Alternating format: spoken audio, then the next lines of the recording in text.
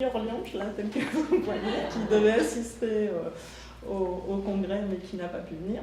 Donc voilà, là on vous propose de travailler sur un deuxième volet du projet qui a émergé aussi, puisque la principale, qui était très active, vous allez la voir dans la petite vidéo maintenant, a recherché plein de financements complémentaires, parce que oui, j'ai oublié de dire qu'elle s'est appuyée, et vous allez le voir, là, pas uniquement sur les enseignants permanents du collège, mais aussi sur une animatrice culinaire.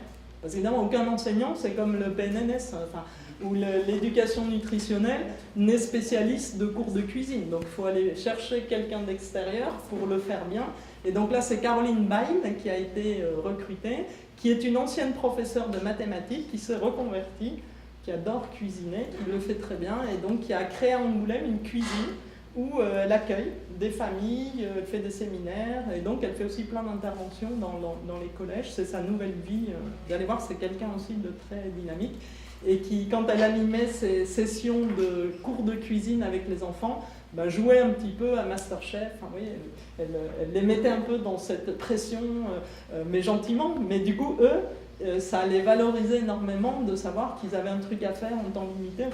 Ça les concentrait sur ce qu'ils étaient en train de faire, en jouant évidemment sur des références qu'ils avaient aussi. Bon voilà.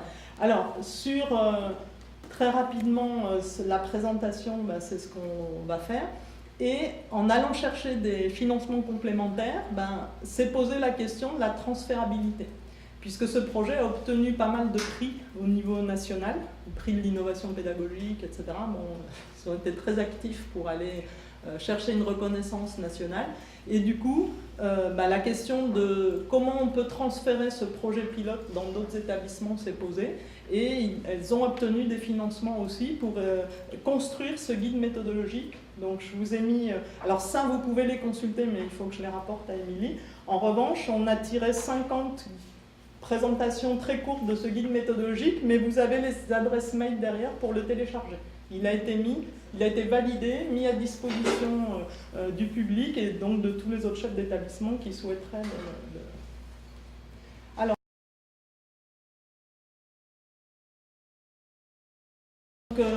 ce deuxième volet sur lequel ont été obtenus des financements vise à savoir comment on peut transférer le projet. Et ça a été fait en réalité puisque un deuxième collège d'Angoulême a été intéressé par cette expérience.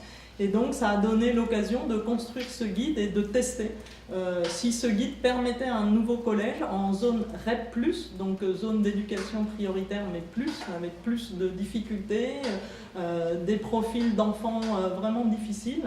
Et bon, le transfert n'a pas été si facile que ça, hein, mais on a pu le vivre en direct, on a pu se rendre compte qu'effectivement l'implication du chef d'établissement, le fait qu'il y ait au moins un enseignant moteur qui puisse entraîner avec lui l'ensemble des autres enseignants, aussi de la documentaliste par exemple, ça n'a pas été possible dans le deuxième collège. Peut-être parce qu'ils ont d'autres conditions de travail aussi, peut-être plus difficiles, alors là aussi on n'a pas vraiment approfondi ça, mais il va falloir donc adapter le projet aux possibilités de chaque collège. Et c'est là où ce guide de transfert est intéressant, parce qu'en fait on peut très bien ne prendre qu'une partie du projet. On peut très bien ne prendre que les ateliers de cuisine et ne pas forcer le prof d'histoire, géo ou à rentrer dans le jeu. D'accord ? Donc on peut en fait, à travers les 30 activités qui ont été vraiment testées dans le premier collège, décider de redéfinir le périmètre du projet pour qu'il puisse être gérable par une autre équipe, peut-être qui a moins d'enthousiasme ou qui est moins dynamique que celle qui a inventé et initié tout ça. Donc c'est l'intérêt aussi, c'est de faire réfléchir le chef d'établissement à cette reconfiguration du projet en fonction des possibilités, des disponibilités, des financements aussi qu'il est capable d'aller chercher pour rendre ça possible. Donc les objectifs sont toujours les mêmes, d'accord ? Donc les ambitions à long terme d'un projet comme celui-là, ben, c'est effectivement de créer du lien avec les familles, ce qui est très important quel que soit le collège. Et si ça se fait sur ce thème particulier de l'alimentation, ben, ça permet à des familles de se sentir valorisées aussi dans le collège, on ne les juge pas, voilà, elles peuvent démontrer des compétences à d'autres familles, à l'ensemble de l'équipe pédagogique aussi. Le bien-être des collégiens, ben, on a constaté dans le premier collège qu'il y avait vraiment eu un effet.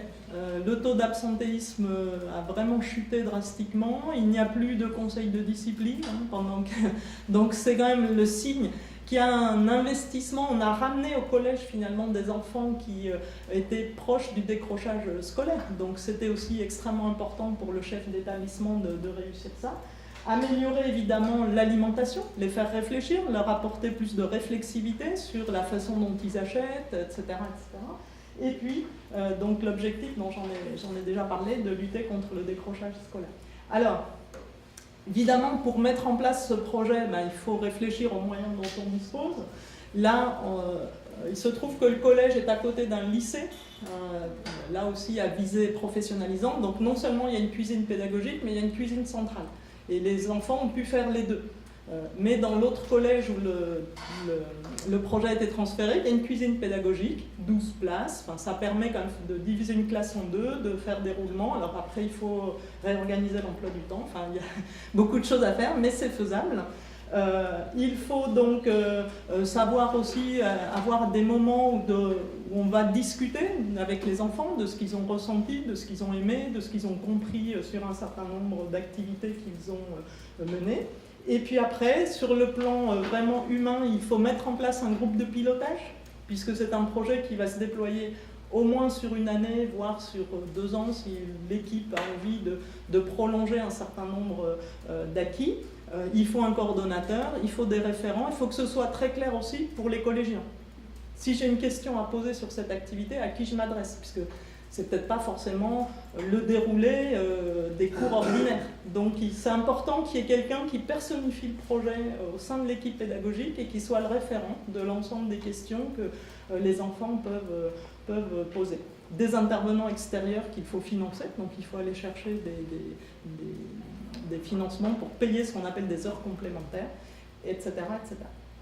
Alors, si on regarde plus en détail ce qui était la question, comment s'est déroulé tout le projet, en fait, il y a 5 modules, et ces 5 modules réapparaissent évidemment dans le guide méthodologique.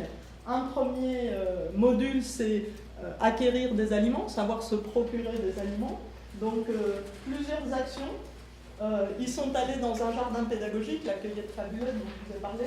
Ils ont visité un marché traditionnel avec les commerçants sur une place, voilà, des artisans.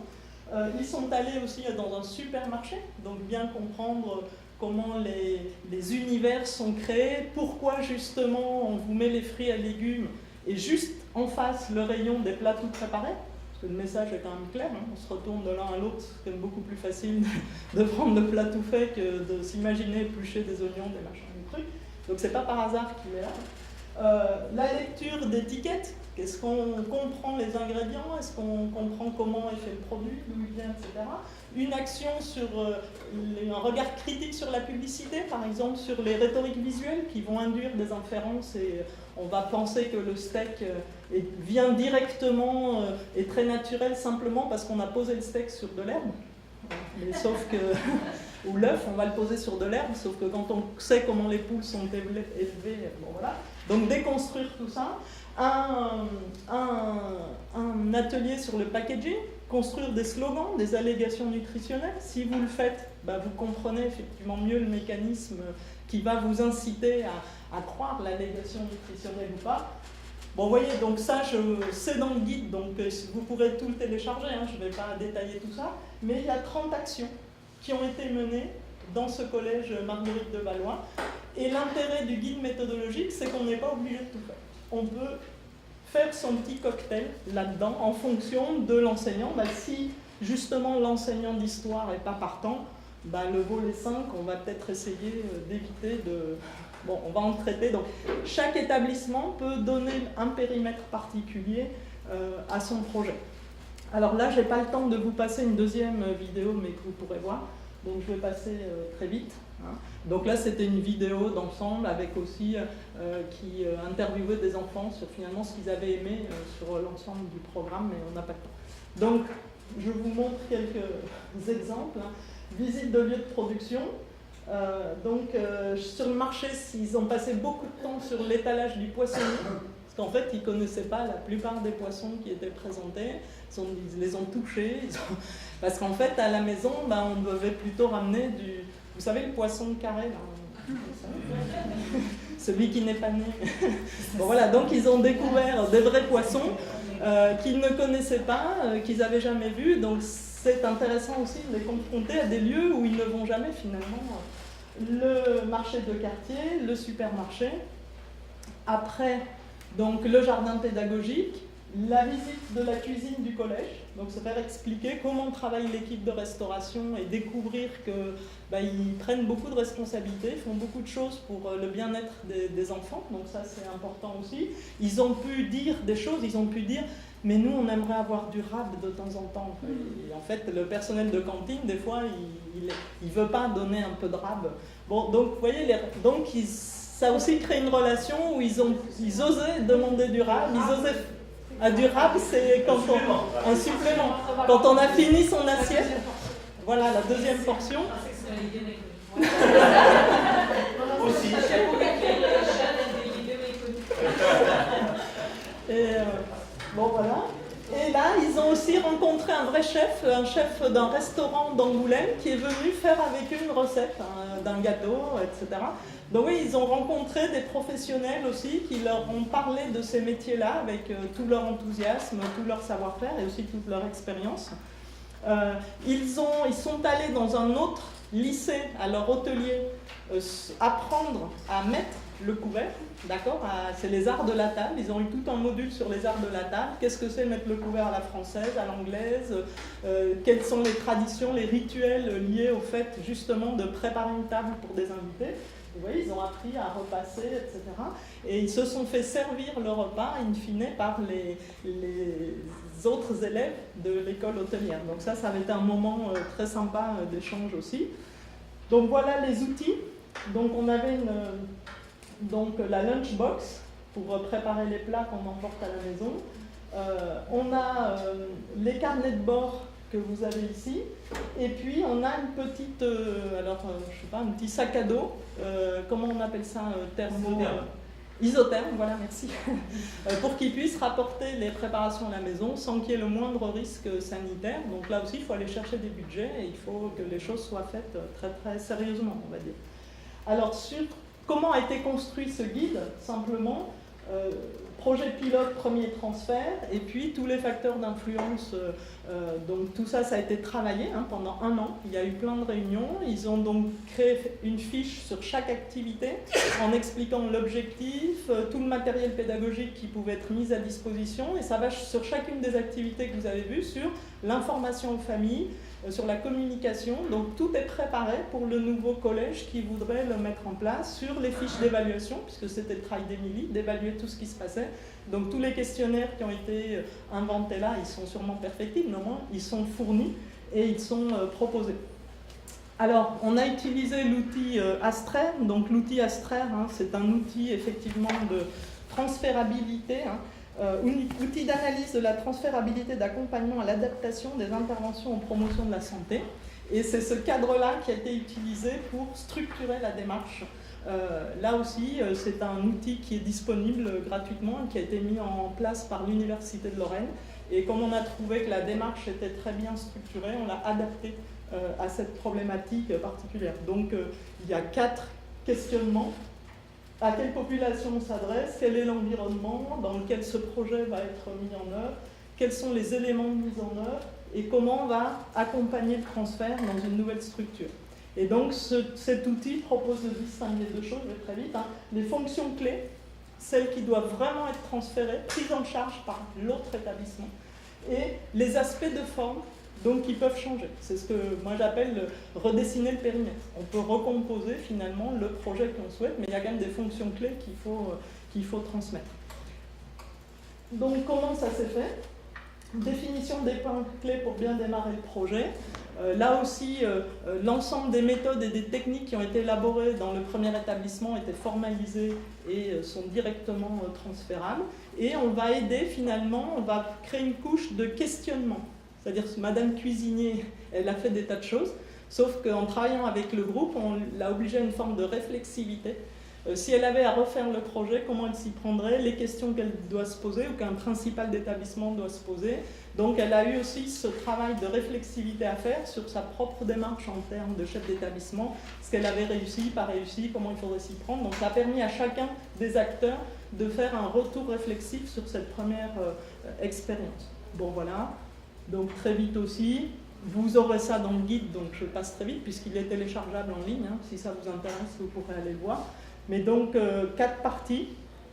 La préparation du projet, toutes ces questions à se poser avant de se lancer dans le projet. Comment on va organiser le projet et planifier son déroulement dans le temps. Les fiches actions selon les modules qu'on a choisis. D'accord ? Et on va là aussi voir comment les mettre en place, etc. Toute l'évaluation de chacune des activités. Une forme d'évaluation est proposée. Je ne dis pas que c'est la seule et que c'est la meilleure. Voilà. Et comment on peut diffuser les résultats, c'est-à-dire, là aussi, est-ce qu'on peut mesurer des transformations dans le bien-être ressenti par l'équipe pédagogique, par les élèves et tout ça, et comment on peut communiquer aussi sur l'action du collège dans son contexte, parce que c'est extrêmement important par rapport à la mairie, par rapport au conseil départemental, qui finance ce type de structure. Donc comment on peut valoriser finalement l'équipe pédagogique du collège. Bon, je passe très vite parce que c'est la même chose, c'est plus détaillé, mais c'est la même chose. Donc les points clés, l'origine du projet, faire un diagnostic sans concession sur son propre établissement, ce qui ne va pas, en quoi ce projet peut peut-être redynamiser, recréer du lien, enfin voilà. Donc il faut être aussi un peu sans complaisance dans la façon de regarder l'état de son établissement, quels sont les besoins spécifiques. Peut-être que dans un autre collège, les besoins, ce n'est pas forcément de recréer du lien avec des familles issues de parcours migratoires. Peut-être que c'est un autre problème.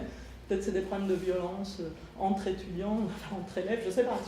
Chaque collège peut avoir ses problèmes particuliers.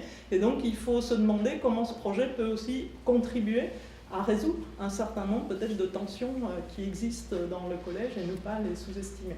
Après, il faut construire son groupe de pilotage, donc choisir qui on met, les objectifs que l'on donne, etc., etc. Alors, bon, donc, là aussi, vous le trouverez dans le guide. Le projet peut être découpé en 4 phases. On le revoit, constituer l'équipe de terrain, trouver l'animateur culinaire, parce que ça, c'est un point clé. Caroline Bail, elle est juste exceptionnelle. Il faut trouver un animateur aussi qui donne envie.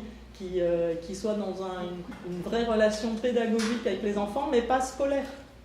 C'est pas scolaire. Donc c'est le style d'animation doit être aussi, à mon avis, très différent de ce qui se passe en classe, en classe habituelle. On travaille ensemble, mais d'une autre manière. Et il faut donc trouver l'animateur qui est capable d'apporter un peu de renouveau dans le style d'animation, d'échange avec les enfants, etc. Donc voilà, les acteurs externes.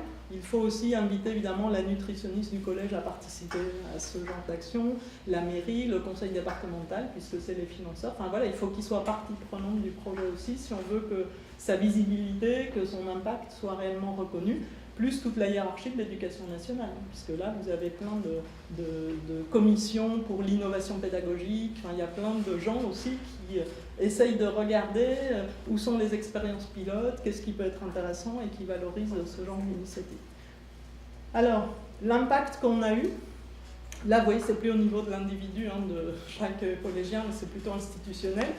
Donc il y a effectivement plusieurs collèges qui ont eu vent de cette initiative et qui ont voulu essayer de reproduire un certain nombre de choses, parfois qu'un module, parfois juste une certaine partie du projet.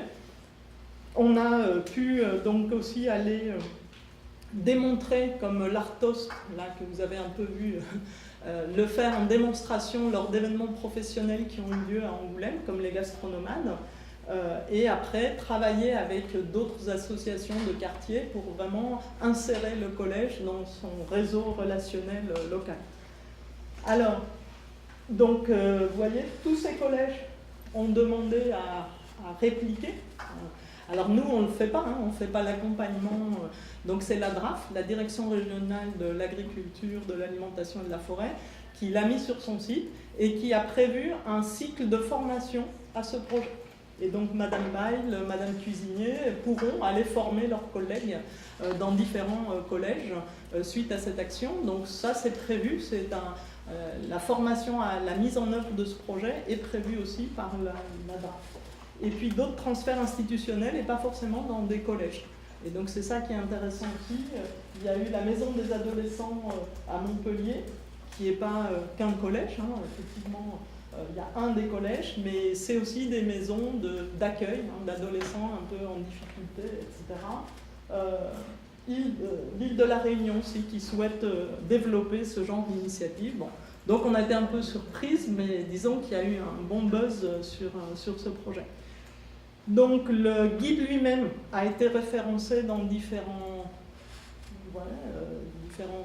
contextes, on va dire, en France. Donc les ateliers Ville Santé l'ont validé. À chaque fois, il est réévalué. Il est validé avant d'être proposé à un certain nombre d'acteurs. Donc l'INC, l'Institut National de la Consommation, qui est notre partenaire aussi au CEP, est en cours d'évaluation. Le Canada, en fait, il est référencé ici, à travers le répertoire Saines habitudes de vie. Et puis en Belgique, il est en cours d'évaluation aussi. Bon voilà, et donc c'est ce que vous trouverez derrière la dernière page du petit guide, là. J'ai juste fait un 4 pages, mais vous aurez tous ces sites pour aller le télécharger. Et c'est tout.